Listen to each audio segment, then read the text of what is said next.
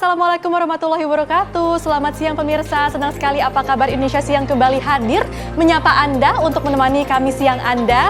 Tentunya untuk menghadirkan sejumlah informasi dan juga dialog menarik bersama saya Jasmine Rahmadi dan rekan Rehana Meziah.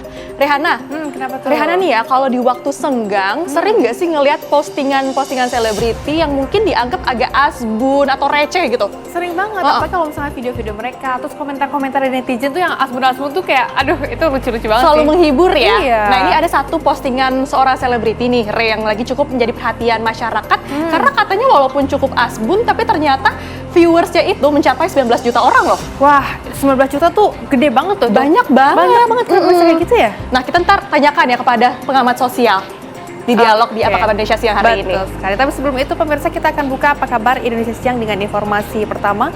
Warga di Sumobito, Jombang, Jawa Timur mendatangi pabrik pengolahan biji plastik yang berada di dekat tempat tinggal mereka sambil mengamuk. Warga marah karena asap buangan serta air limbah pengolahan plastik telah mencemari lingkungan permukiman hingga membuat warga sesak nafas dan air sumur menjadi tak layak konsumsi. Buyar! Keluar yang bunai lo! Mbak no, sebentar ya. Nah, itu 12 ini. Yang bunai lo! Woi!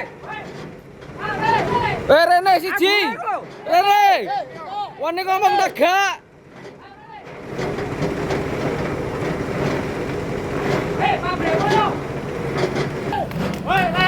Warga Desa Plemahan, Sumobito, Jombang mengamuk ke karyawan pabrik pengolahan biji plastik di Jalan Raya Desa Betek, Mojo Agung. Warga menuntut aktivitas pabrik dihentikan segera karena asap buang dan air limbahnya sudah merugikan penduduk sekitar pabrik. Menurut warga, asap buang pabrik mengakibatkan sesak napas dan bau yang tak tertahankan. Bau juga tercium dari air sumur warga. Menurut warga, pertemuan pernah digelar antara warga dengan pemilik pabrik. Saat pertemuan, pengelola pabrik berjanji memperbaiki asap buang dan jalur limbah agar tak mencemari lingkungan. Namun hingga saat ini janji itu tak pernah diwujudkan. Maunya si pabrik ini kalau mau membenahi gak masalah, tapi kalau kemarin kan sudah ada persepakatan pembenahan tapi gak ada jelundrungnya loh mas. Sampai sekarang seperti ini? Ya sekarang sama ini. Jadi kucing-kucingan sama warga. Produksi diobrak, tutup lagi. Produksi diobrak, buyar lagi, kembali lagi gitu mas. Menurut warga, pengolahan biji plastik ini mengolah barang-barang bekas. Pabrik beroperasi sejak 2018 dan sudah bolak-balik ditegur warga karena pencemaran yang ditimbulkan. Dari Jombang, Jawa Timur, Rohmadi, TV One mengabarkan. Akibat cemburu buta saat melihat mantan pacarnya berboncengan dengan seorang pria yang diduga pacar baru korban. Seorang pria di Kota Waringin Barat, Kalimantan Tengah, akhirnya nekat menganiaya lalu membakar tubuh wanita yang pernah dipacarinya selama 7 bulan tersebut. Inilah rekaman CCTV yang menggambarkan pelaku SR berjalan di parkiran kendaraan menuju warung angkringan milik korban yang merupakan mantan pacarnya. Pelaku yang datang langsung memukul korban dengan sepotong kayu dan menyiram korban dengan bensin kemudian membakarnya. Korban sempat menjalani perawatan intensif selama 9 hari di RSUD Sultan Imanuddin, Pangkalan Bun. Namun korban akhirnya meninggal dunia. Motif pelaku karena cemburu saat melihat korban berboncengan dengan seorang pria dengan menggunakan sepeda motor. Atas perbuatan yang telah dilakukannya, pelaku terancam akan mendekam di balik jeruji besi selama 15 tahun penjara.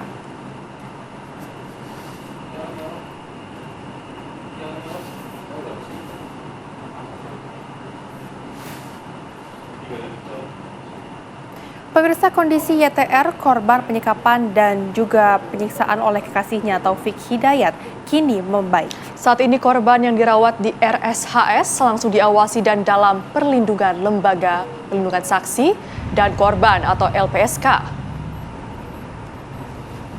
Keluarga menyebut kondisi YTR, perempuan asal Rancaikek, Kabupaten Bandung, Jawa Barat yang menjadi korban penyekapan dan penyiksaan berat, diduga dilakukan oleh kekasihnya Taufik Hidayat. Kini kondisi kesehatannya terus membaik, bahkan komunikasinya sudah lebih baik dari sebelumnya. Pihak keluarga mengatakan saat ini YTR masih dilakukan perawatan di ruang isolasi Rumah Sakit Hasan Sadikin Bandung dengan pembatasan pengunjung demi pemulihan korban. Pihak keluarga berharap tersangka Taufik Hidayat dihukum seberat-beratnya. Saat ini korban dijaga polisi serta berada dalam pengawasan dan pelindungan Lembaga Pelindungan Saksi dan Korban atau LPSK.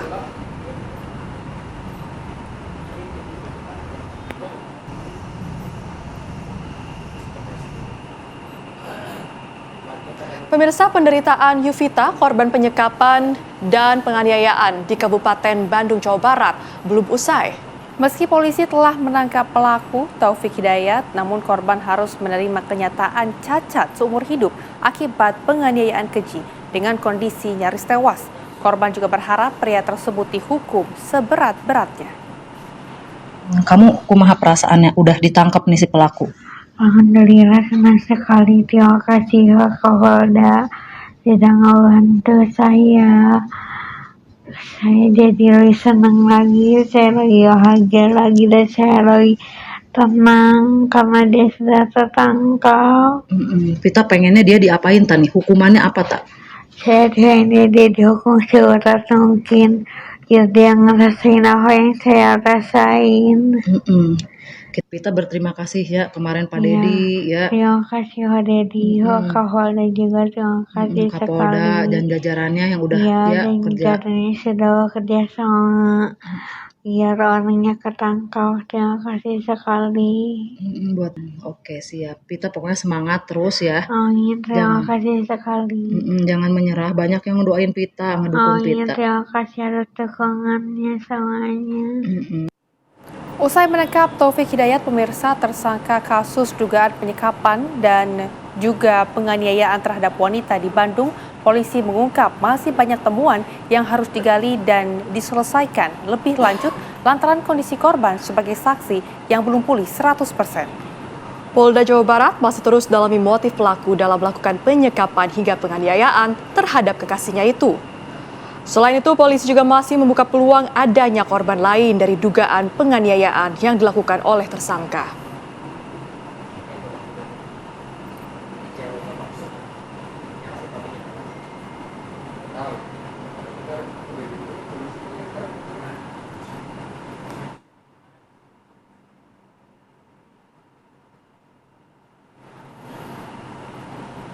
Pemirsa, kasus penganiayaan yang menjadi perhatian nasional akan segera memasuki babak baru usai pelaku ditetapkan sebagai tersangka dan polisi memeriksa sejumlah saksi.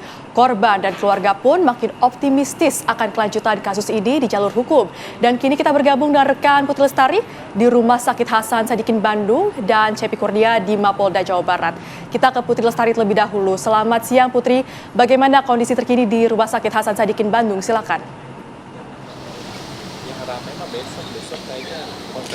Ya baik, selamat siang Jasmine, Rehana dan juga pemirsa, mengabarkan langsung dari RSHS Kota Bandung, Jawa Barat, di mana memang kalau kita bisa berikan informasi pada hari ini memang kalau dari paparan sang kakak, korban ini sudah mulai membaik, kemudian juga sudah mulai belajar berjalan dan juga sudah mulai bisa berkomunikasi dengan pihak keluarga dan juga lainnya. Dan memang korban ini disekap selama 3 tahun oleh sang kekasih, yakni tersangka bernama Taufik Hidayat berusia 30 tahun di daerah Kota Bandung, Jawa Barat, yang menyebabkan memang tidak hanya fisiknya yang hancur namun juga psikisnya juga ikutan hancur.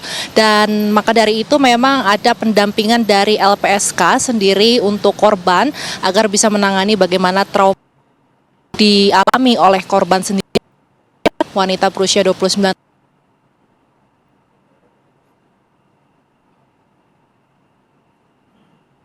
mendapatkan informasi kemarin malam juga sudah sempat datang masih harus menunggu dari pihak konfirmasi rumah sakit di tempat saya mengabarkan sekarang. Kalau dari informasi dari sang kakak, kami tadi juga sempat wawancarai sang kakak di Rumah Sakit Hasan Sadikin di Kota Bandung, Jawa Barat, yang menyebutkan bahwa korban ini memiliki keinginan yang sangat tinggi untuk bisa sembuh, kemudian juga untuk bisa beraktivitas kembali, dan ada rencananya kalau dari sang kakak ini memang menginginkan korban keinginan korban sendiri agar apabila nantinya ia tidak bisa kembali bekerja dengan normal, ia ingin membuka jualan di dekat rumahnya atau di rumahnya untuk membantu ekonomi keluarga. Kalau untuk dari paparan yang disampaikan oleh sang kakak, memang kalau kami lihat memang perkembangannya ini sudah semakin membaik dan juga ada keinginan tersendiri dari korban untuk bisa sembuh. Namun memang kalau dari paparan Mapolda Jawa Barat ini memang walaupun sudah tertangkap Jasmine dan juga Rehana, ini masih dilakukan adanya penyidikan secara mendalam oleh pihak kepolisian. Sehingga memang dari pihak keluarga ini menginginkan Taufik Hidayat, tersangka penyekapan dan juga penganiayaan berat ini bisa dihukum seberat-beratnya dan juga bisa mendapatkan ganjaran yang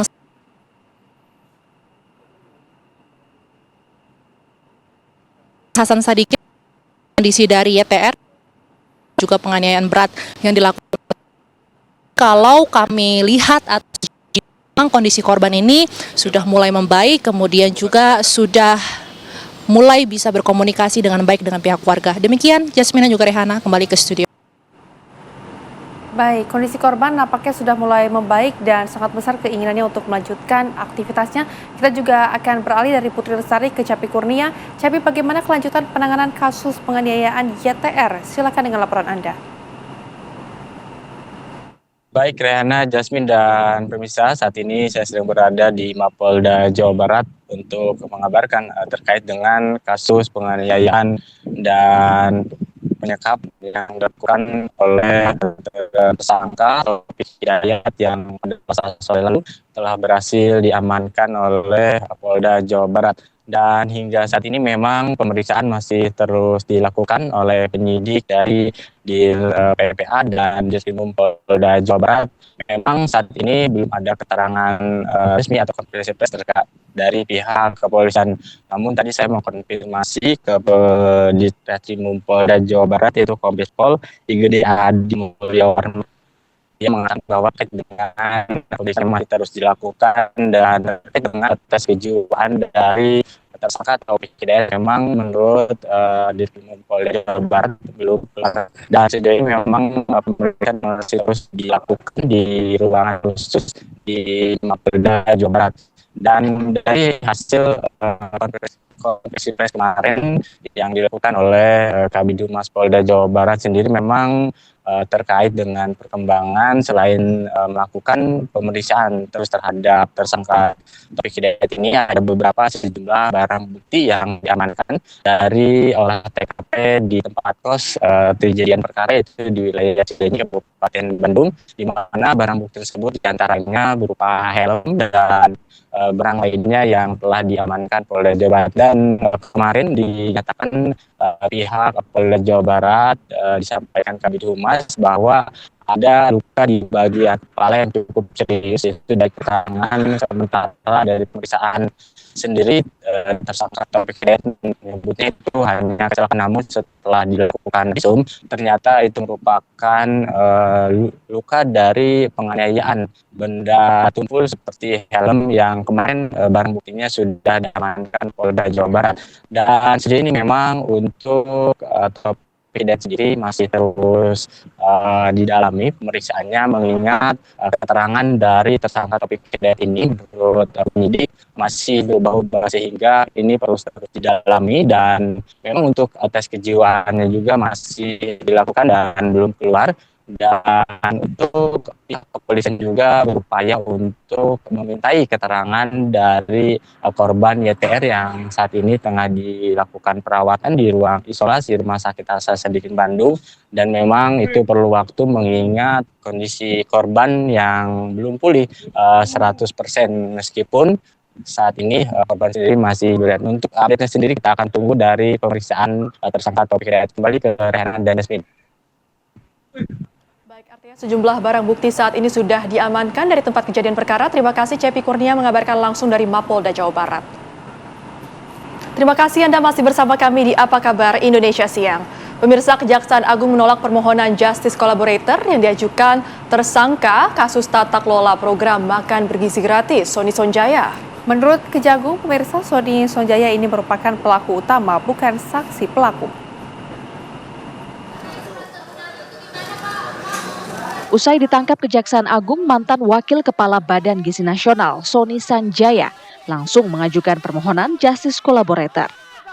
Sony bahkan telah memberikan puluhan nama yang diduga terlibat korupsi program makan bergizi gratis. Namun setelah dilakukan pemeriksaan, Kejaksaan Agung menolak permohonan justice collaborator yang diajukan Sony Sanjaya. Menurut Kejagung, Sony Sanjaya merupakan pelaku utama kejahatan korupsi MBG dan bukan saksi pelaku yang dapat mengungkap pelaku utama. Selain itu, Sony Sanjaya hingga kini belum mengaku bersalah atas perbuatan korupsinya. Saudara SS ini merupakan pihak yang paling bertanggung jawab dalam hal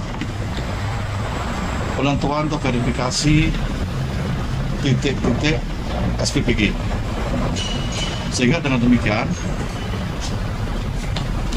yang bersangkutan ini merupakan pelaku utama, ya, atau pelaku utama, sehingga yang bersangkutan ini bukan merupakan pelaku yang second, ya, yang second rider dan kedua yang akan membuka pelaku di atasnya.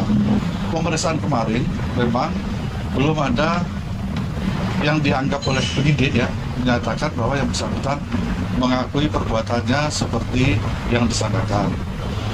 Atas dasar hal tersebut, ya, kami belum bisa memenuhi permohonan justice collaborator atau menolak permohonan justice collaborator dari tersangka SS. Sebelumnya, Sony Sanjaya mengajukan justice collaborator pada tanggal 23 Juni lalu. Kejaksaan Agung masih mempertimbangkan informasi yang diberikan oleh Sony Sanjaya untuk menjadi hal meringankan dalam persidangan. Dari Jakarta, Bima Sakti, TV One mengabarkan.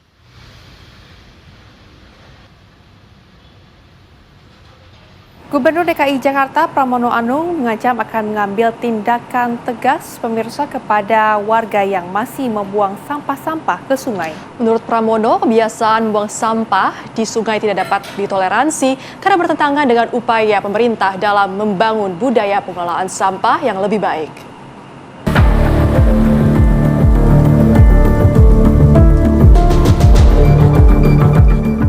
Gubernur DKI Jakarta Pramono Anung mengancam akan mengambil tindakan tegas terhadap warga yang masih membuang sampah ke sungai. Langkah tegas ini dilakukan menyusul penerapan program pemilahan sampah yang terus digencarkan di seluruh wilayah ibu kota. Program pemilahan sampah mendapat respons positif dari seluruh masyarakat, namun ternyata masih ada warga yang membuang sampah ke sungai. Menurut Pramono, kebiasaan buang sampah di sungai bertentangan dengan upaya pemerintah dalam membangun budaya pengelolaan sampah yang baik. Teman-teman sekalian, sesuai dengan Ingup nomor 5 tahun 2026, gerakan pemilahan sampah di Jakarta, saya bersyukur mendapatkan respon dukungan yang luar biasa. Sekarang ini hampir semua RT RW sudah punya itu. Bahwa kemudian kalau memang ditemukan ada masyarakat yang membuang sampah di sungai, tentunya pemerintah DKI Jakarta tidak segan-segan untuk misalnya mengambil sikap tegas, karena di Jakarta ini hampir semua rumah itu mendapatkan fasilitas dari pemerintah DKI Jakarta, apakah melalui pasukan putih, KJP, KJMU, Bansos, dan macam-macam. Jadi kalau memang dilakukan pelanggaran untuk itu, ya tentunya kita akan mengambil sikap untuk itu. Sikap tegas diperlukan karena pemerintah selama ini telah memberikan berbagai layanan dan bantuan kepada masyarakat, mulai dari layanan kesehatan, pendidikan, hingga bantuan sosial. Karena itu, warga juga dituntut untuk ikut menjaga lingkungan dan mematuhi aturan yang berlaku. Dari Jakarta, Asben Benef, TV One mengabarkan. Bermigrasinya kendaraan kelas menengah yang biasanya menggunakan solar non-subsidi ke solar subsidi diduga membuat SPBU di kota Surabaya kehabisan stok. Dampaknya pemirsa, setiap pagi pengguna BBM solar subsidi yang berada di kawasan Pelabuhan Tanjung Perak, Surabaya harus mengantri hingga 2 km. Seperti di SPBU Perak, Surabaya misalnya. Para sopir truk harus mengantri sejak pagi buta dari jam 3 pagi hingga 7 pagi karena setelah itu jatah solar di hari tersebut telah habis. Harga Pertamina Dex yang sebelumnya di kisaran Rp14.000 per liter, kini melonjak drastis hingga hampir menyentuh angka Rp24.000 per liter. Di sisi lain, akses terhadap solar subsidi atau biosolar dengan harga sekitar Rp6.800 per liter justru semakin terbatas.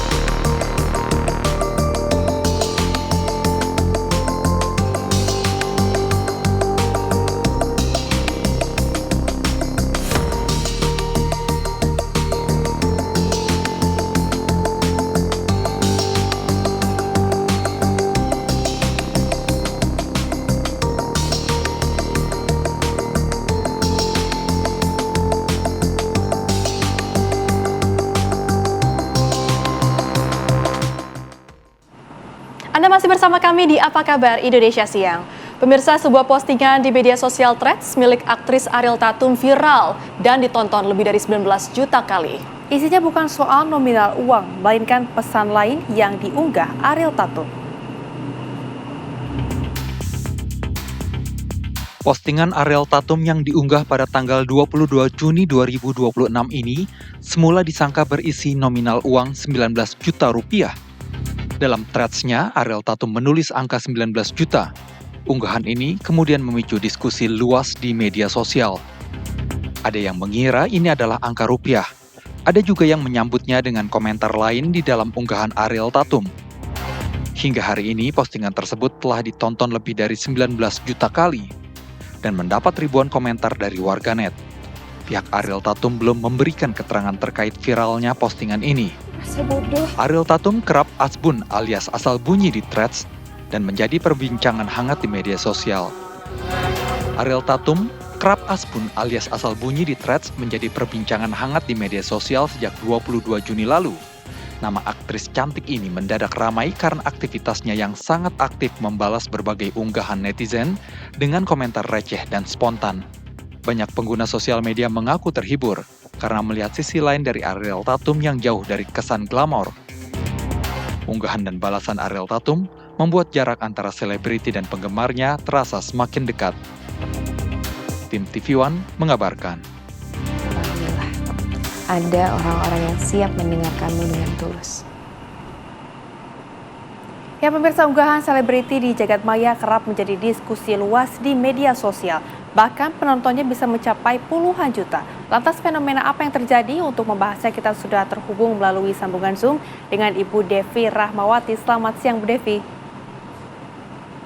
Selamat siang, Mbak. Baik, Bu Devi, kalau kita lihat satu unggahan selebriti bisa tembus hingga 19 juta dalam hitungan jam. Sebetulnya ini fenomena apa yang terjadi? Ya, satu hal tidak ada yang berubah, bahwa memang selebriti atau orang terkenal atau tokoh itu memang memiliki magnet tersendiri, gitu ya. Kita memang punya kecenderungan secara evolusi manusia, perkembangan manusia untuk terpikat pada sosok-sosok yang berada di puncak piramida kehidupan manusia, karena manusia hari ini itu selalu sifatnya ingin mengekor, ingin mengikuti, gitu ya, apa yang dilakukan oleh orang-orang yang dianggap hebat, dianggap terkenal, dianggap mewakili kebesaran atau mimpi mereka menjadi seseorang yang berbeda. Sehingga Ariel Tatum dan banyak selebritis lainnya itu pasti akan mampu menggoyang emosi massa, entah itu sifatnya lucu, entah itu sifatnya ketakutan dan sebagainya dan sebagainya. Selebriti memiliki magnet sendiri. Lantas apakah ini fenomena baru, Bu Devi, atau justru ini memang mencerminkan perilaku masyarakat Indonesia? Oh enggak, ini fenomena dunia dimanapun demikian. Hanya saja bedanya hari ini responnya langsung ketahuan. Kalau dulu kita baru bisa mengungkapkan, mendiskusikan, membicarakan orang-orang yang menjadi magnet tadi kalau kita kebetulan ketemu di sekolah, ketemu di angkot, lagi belanja di pasar, lagi reuni. Nah, karena sekarang ada medium atau alat yang mempercepat kita untuk bisa segera memberikan tanggapan, merasakan emosi yang sama dengan apa yang ditunjukkan oleh sang selebritis misalnya, ini menjadi terukur saja. Tapi dari dulu dan ke depannya tidak akan pernah berubah. Baik, Bu Devi, ini kan penontonnya sangat besar sekali begitu ya. Sebetulnya seberapa besar sih angka 19 juta ini justru dapat mempengaruhi opini publik itu sendiri? Oh, tentu saja, Mbak. Karena begini, manusia itu memang didesain, ini bukan kata saya tapi kata ahli-ahli saraf otak dan sebagainya. Memang kita itu didesain untuk memastikan bahwa setiap hari kita itu tidak lelah dan tidak capek untuk memilah-milah gizi pikiran kita. Nah, selebritis itu membantu kita untuk memilah informasi mana sih yang kemudian baiknya kita terima, kita dengar, bahkan kita ikuti. Karena mereka itu adalah orang-orang terpilih dari sekian ratusan juta orang yang ada. Indonesia sendiri ada 280 juta orang. Lantas kalau ditanya kita ngikutin berita dari siapa ya? Kita pengen seneng dari mana ya? Dengan mengikuti sang selebritis, dengan mengekor selebritis, tidak terkecuali Ariel Tatum misalnya, itu akan mempermudah hidup kita dan itu akan memanjakan kemanusiaan kita yang memang pada dasarnya kenapa konten-konten yang sederhana yang kita sebut kalau dalam istilah akademiknya itu snack content gitu ya, snack, karena kan gini, kita setiap hari 24 jam itu akan lebih sering kalau ibaratnya perut tubuh itu lebih sering mungkin makan cemilan daripada makan besarnya.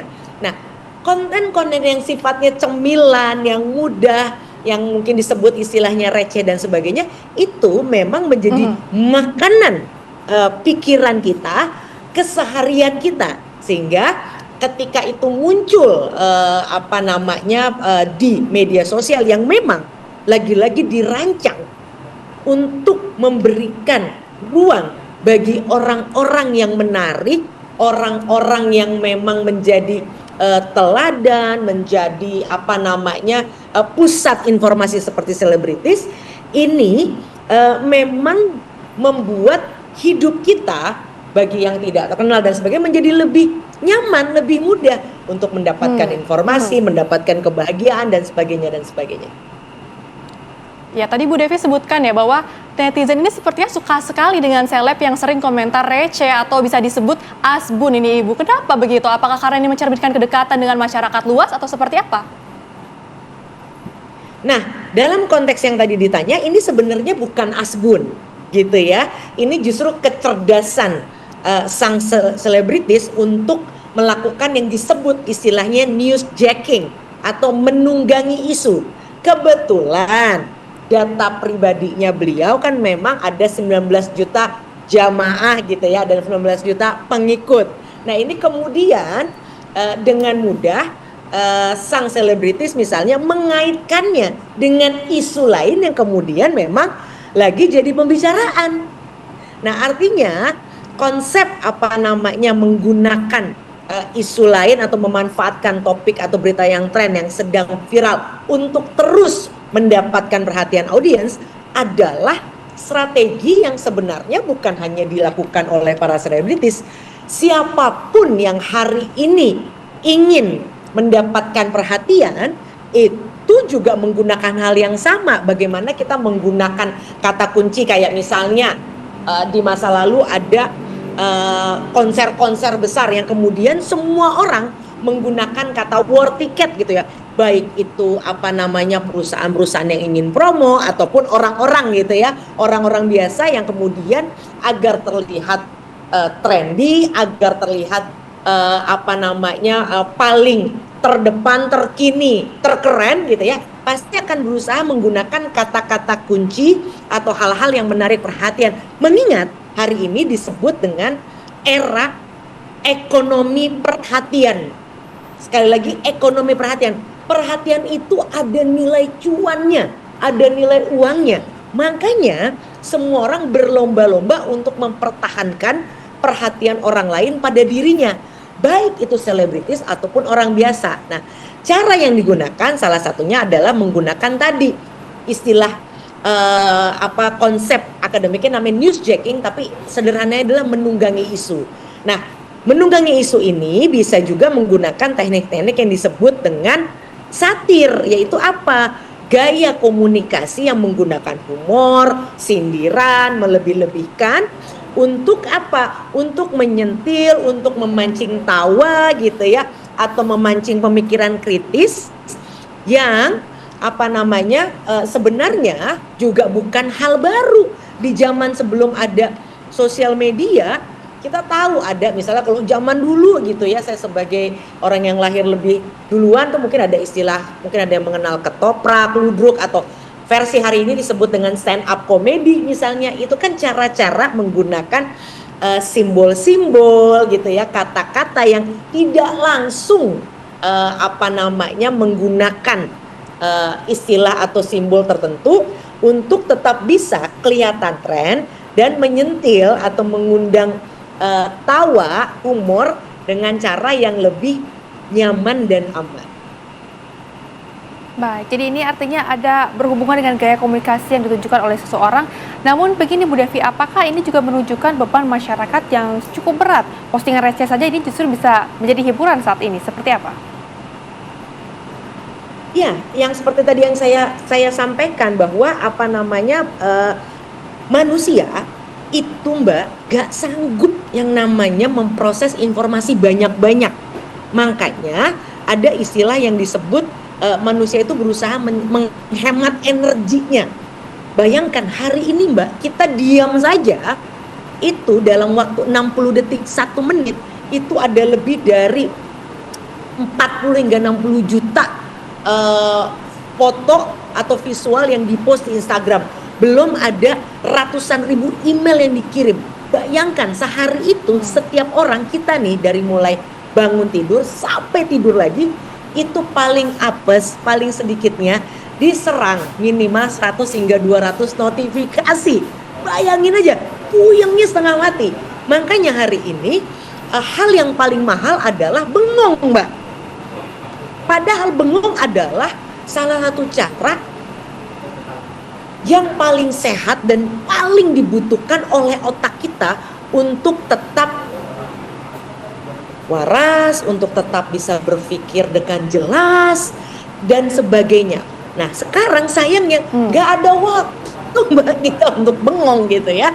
Nah oleh karenanya hal-hal yang sifatnya receh tadi yang kalau saya ibaratkan sebagai cemilan otak gitu ya, atau istilahnya adalah snack, itu memang betul-betul membantu otak kita, otak manusia dimanapun, di belahan bumi manapun, benua manapun, kita semua sama untuk menghemat energi kita agar tidak lelah dihujani samudra air terjun informasi. Artinya secara psikologis bisa dikatakan bahwa masyarakat Indonesia ini lebih mudah untuk mengakses postingan yang receh ya Bu Devi dibandingkan postingan yang berbasis data ataupun fakta. Catatan saya Mbak, ini bukan hanya masalah orang Indonesia. Ini tidak ada hubungannya entah kita suka baca atau tidak suka baca, tidak ada hubungannya insya Allah dengan IQ atau tidak.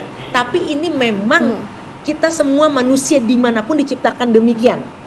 Otak kita memang akan berupaya terus mencari sesuatu yang ringan, aman, lucu, tidak menghakimi gitu ya, tidak bikin stres gitu ya. Jadi memang konten-konten receh itu tidak akan menyelesaikan masalah yang kita hadapi, tetapi dia akan mampu menurunkan persepsi beban sesaat gitu ya. Nah ini yang memang membuat kenapa konten-konten seperti ini akan terus dicari gitu ya, karena humor khususnya apalagi gitu ya, itu adalah bagian dari mekanisme cara kita untuk terus bertahan hidup.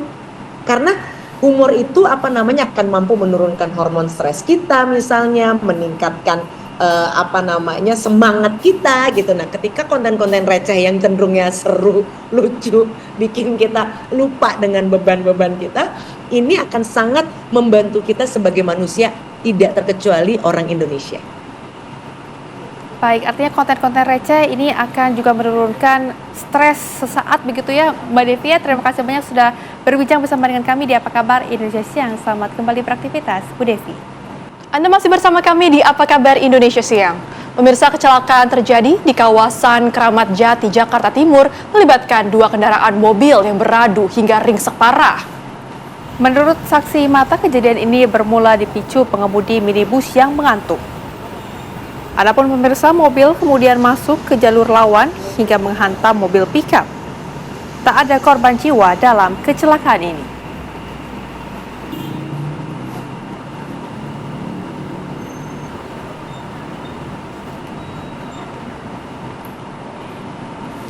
Pemirsa, informasi tadi juga sekaligus menutup jumpa kita di Apa Kabar Indonesia Siang. Saya Rehana Bezia. Dan saya Jasmine Rahmadi, wakil kru bertugas. Kami pamit undur diri, terima kasih dan sampai jumpa.